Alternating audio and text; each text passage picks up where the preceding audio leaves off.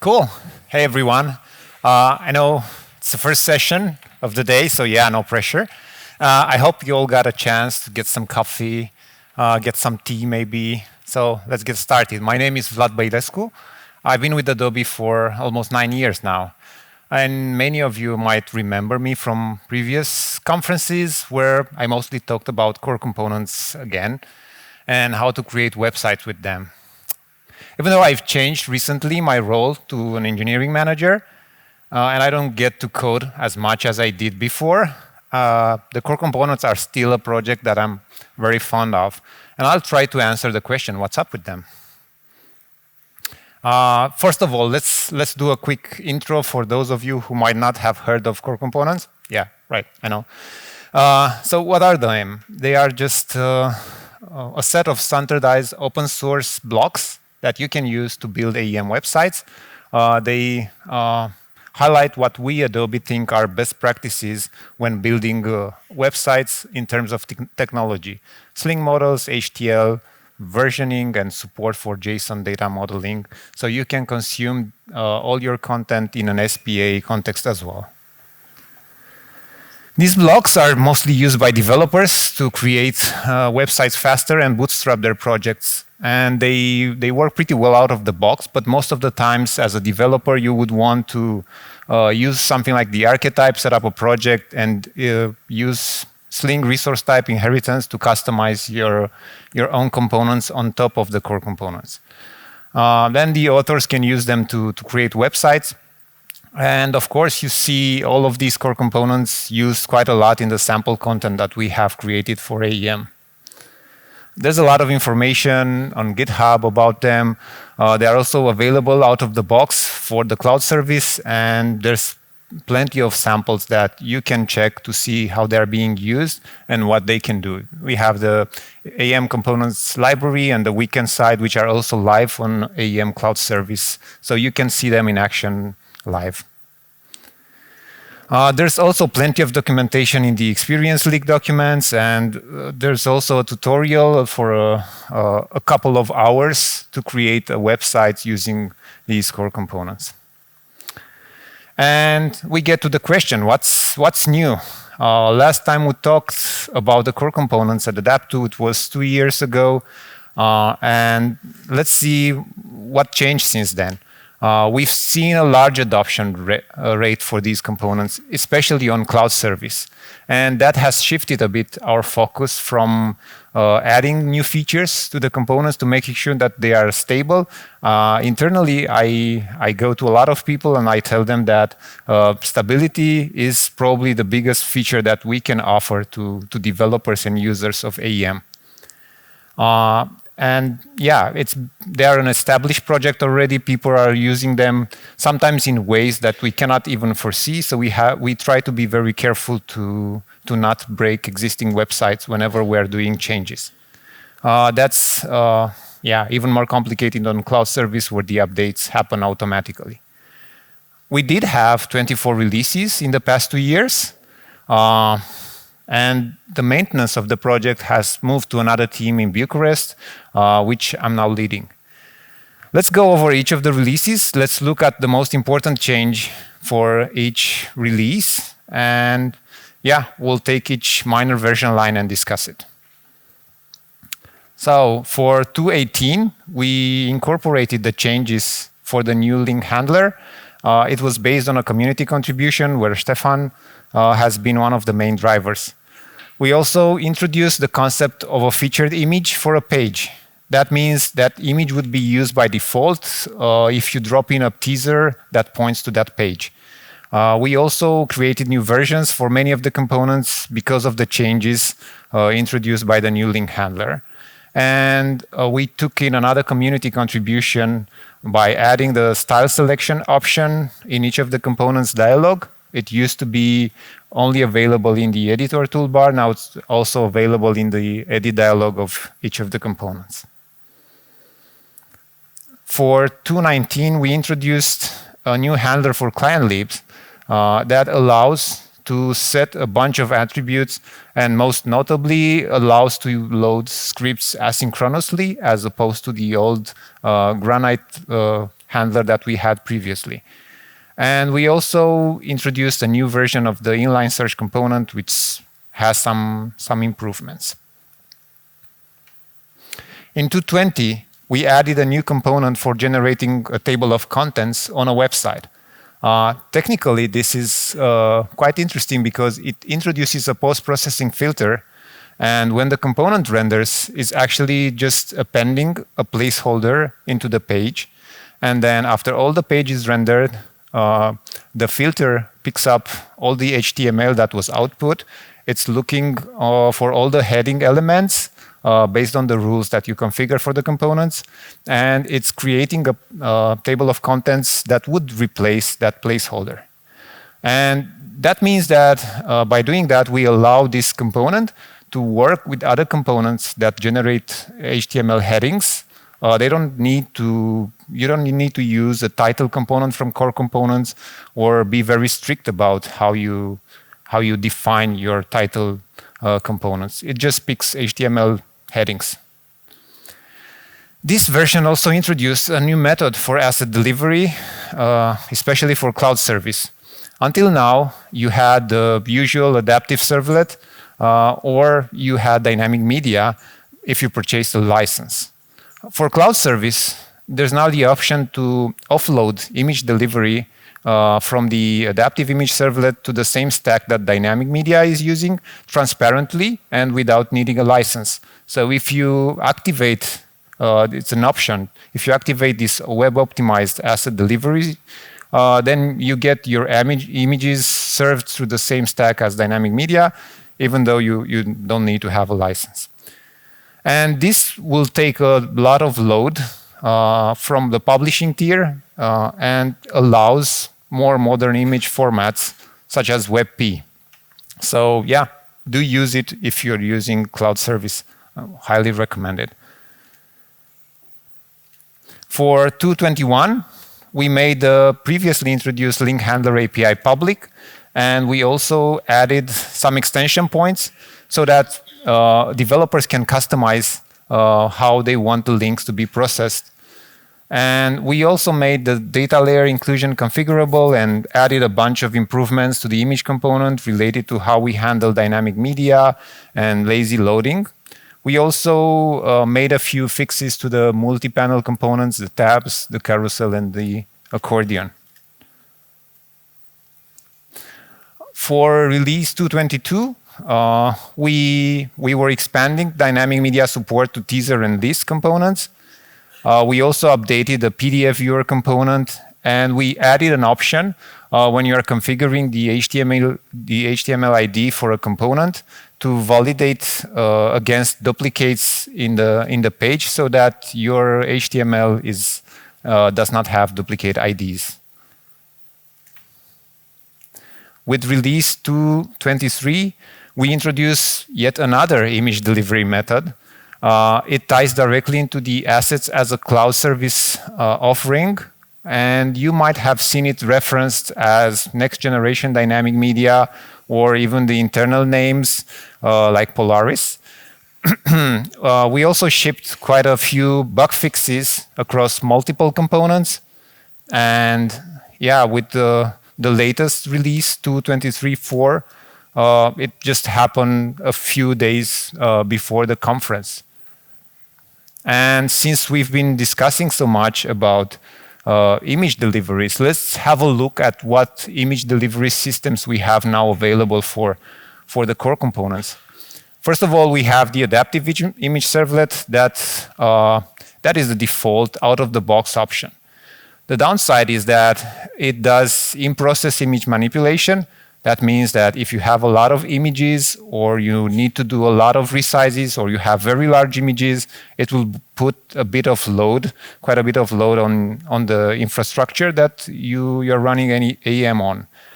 Also, the technical stack that's used by it is based on old Sling and Granite libraries that don't have support for more modern or efficient image transformation. The other option so far was dynamic media. It's a very feature-rich and has support for a lot of cool stuff. It has renditions and processing profiles, has smart crops and stuff like that. But it does require a different subscription. Like I said, we added an option to offload image processing to dynamic media transparently. We call that web optimized delivery. And that uses the same stack as dynamic media, allows fast CDN delivery and optimized formats. So if you are using the prefer WebP option, it will serve WebP formats of the images, even if the extension requested is different. And it does that by looking at the browser agents headers, accept headers, to see if the browser would support WebP.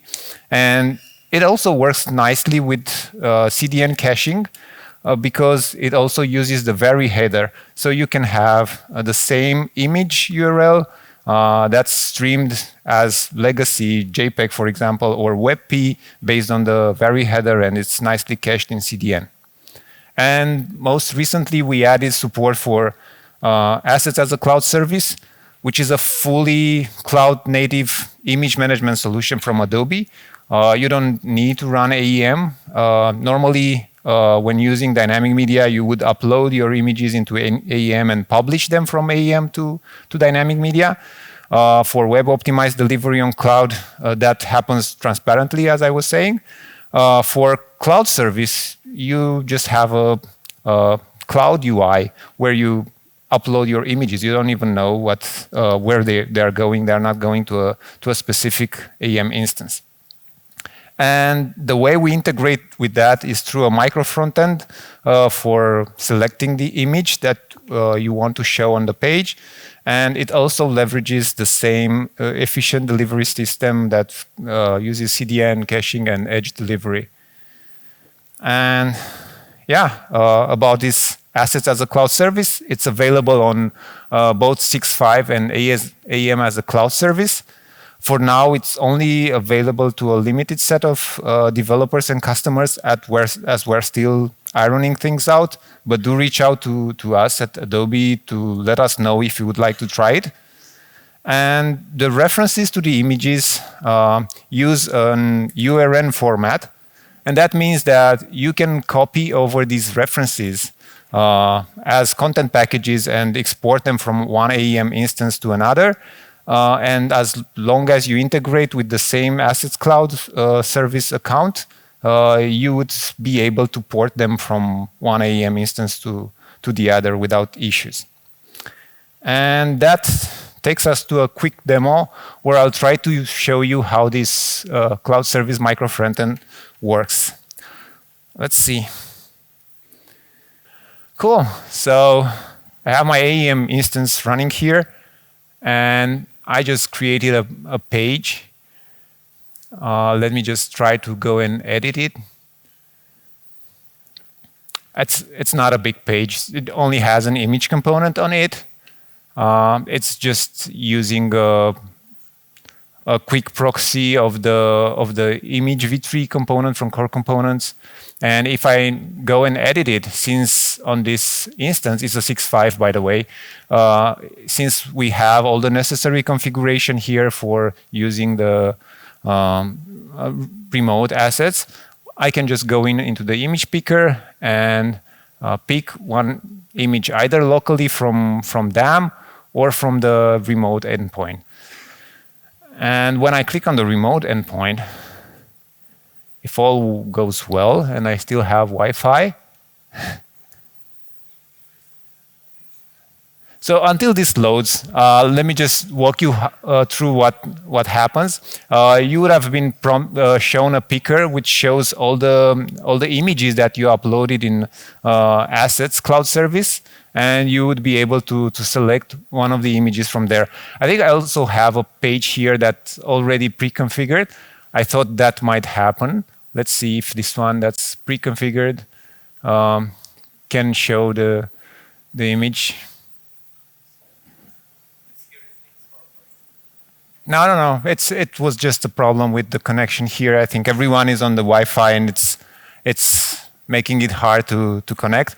And on 4G, it seems to be working quite nicely. So as I was saying, this is the assets that I have uploaded on the connected assets as a cloud service account. I can select one of the images from here, and if I just add it to the page,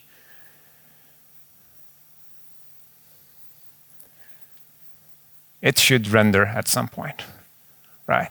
And it also has some nice features like smart crops enabled out of the box. So if I switch, for example, to another crop, I can see that this is being rendered into the page.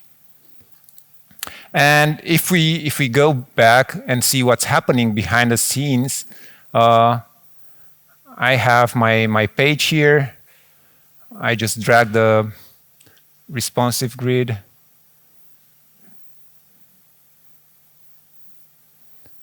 And an image component.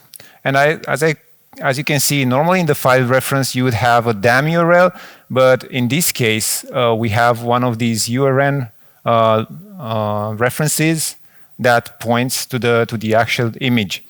And like I was saying, this is fully interchangeable between AEM instances as long as they all connect to the same cloud service assets. And even more, if I go to the image, switch to preview, and inspect it,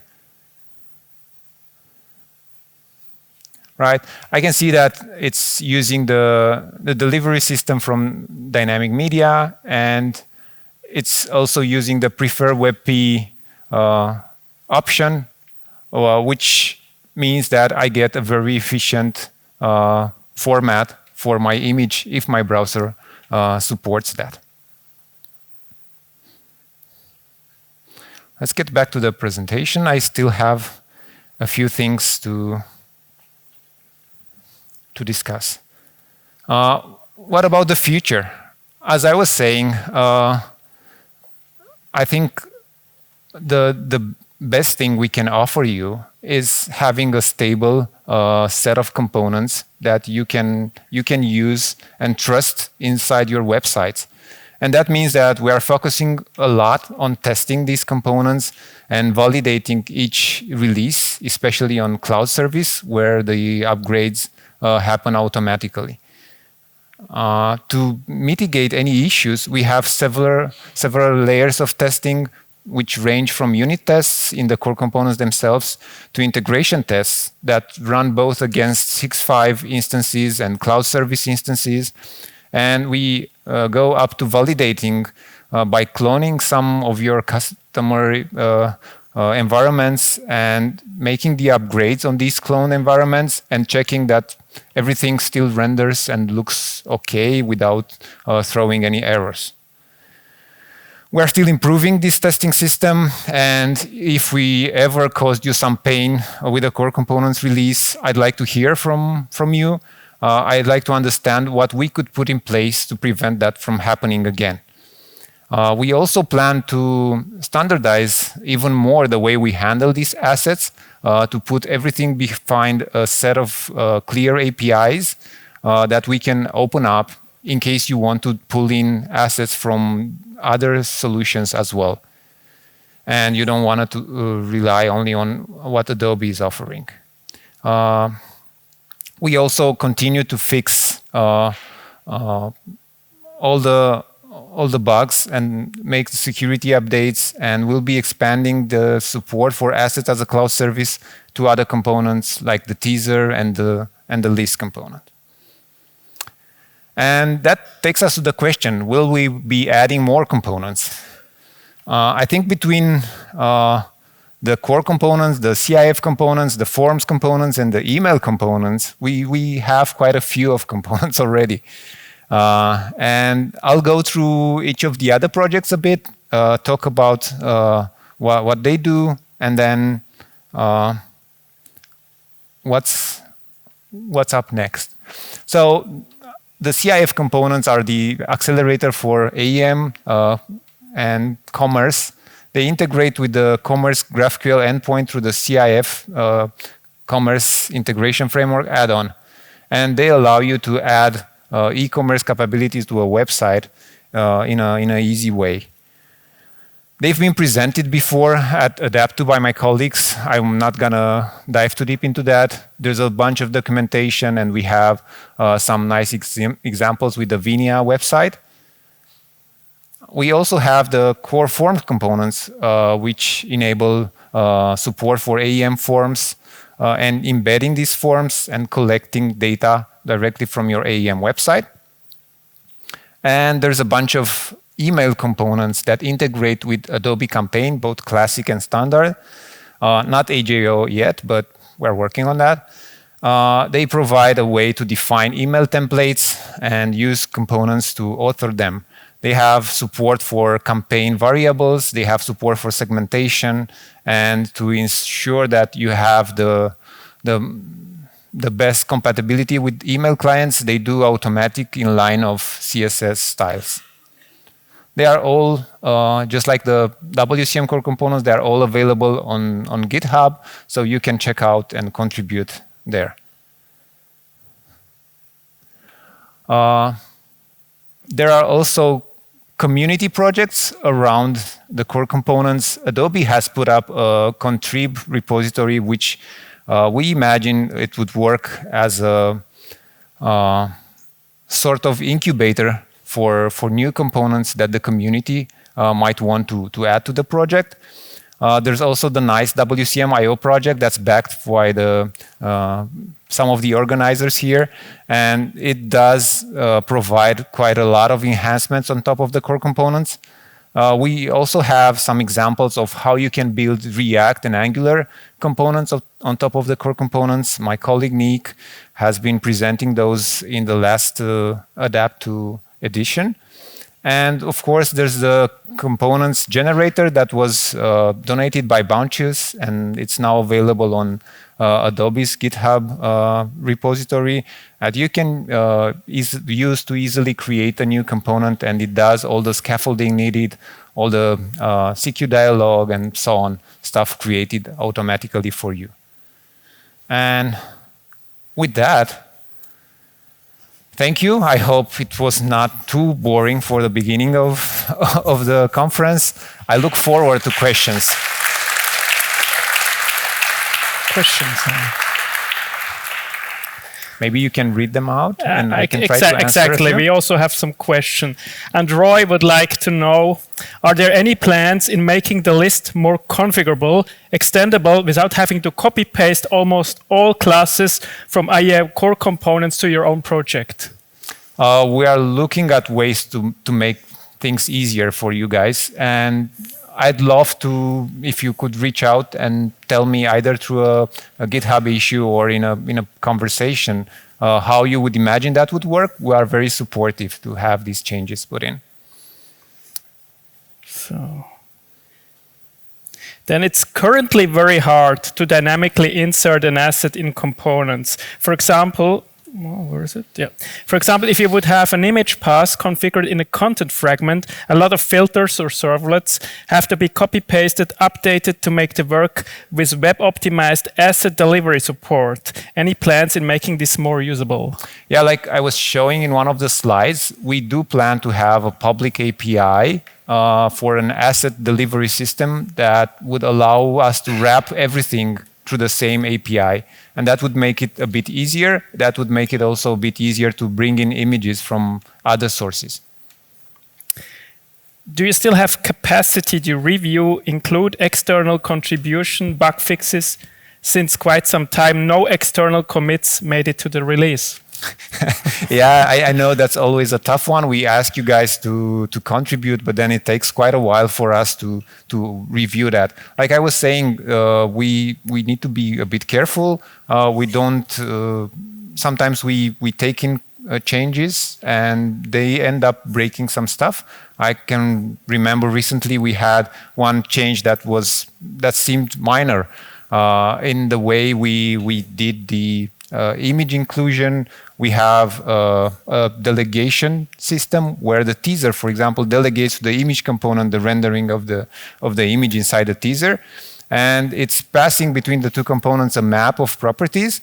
And one of the community contributions was making this map immutable. And some projects with our customers were trying to put stuff into the map in their custom implementation. And that caused runtime failures for them, right? So that's why it takes a bit longer to have these reviewed and added to core components. Like I said, it's also been moved to a new team. I don't have that much experience with core components, so bear a bit with us and have some patience. Very similar questions. Henry thinks there are currently more than 300 open issues on GitHub. So, and the amount keeps rising. So is it possible to put more focus and attention to that issues? Because there are quite some bugs and niche features, suggestions in it. Yeah, I would recommend whenever you have a bug that's hurting you in production to also reach out to customer support. I mean, we try to look at the GitHub issues, but stuff that comes through customer support is always gonna be higher priority and cut in front of the community contribution. That's life. Currently, a lot of regions of the core components API are difficult to extend because all code, even some util classes, are internal. How can we make sure that these things we need to be accessible become accessible? Tickets don't seem to work right now. They're open for many years. Yeah, I give you that. We've had discussion previously, and Stefan has been pushing quite a lot that we make our implementation and utils public. We were a bit afraid to do that. Like I said, sometimes we might introduce breaking changes, but I think we just need at some point to bite the bullet and make it all public. That would mean, though, we'll have way more versions, because whenever we will make a change, we will create a new version just to make sure that we don't break anybody that was on a previous version. Thank you, Vlad. Thank you.